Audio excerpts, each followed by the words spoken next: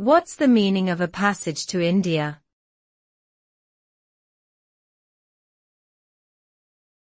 A passage to India.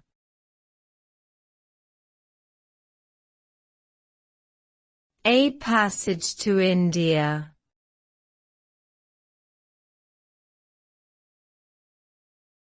A passage to India.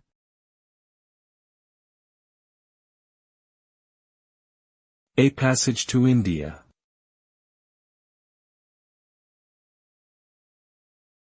A passage to India.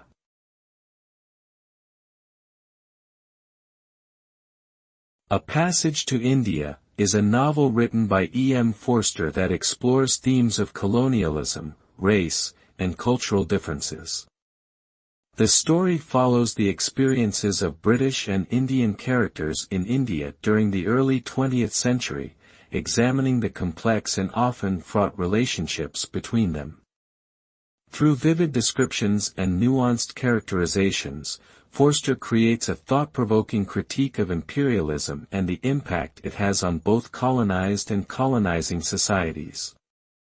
Ultimately, A Passage to India is a powerful work of fiction that continues to resonate with readers today.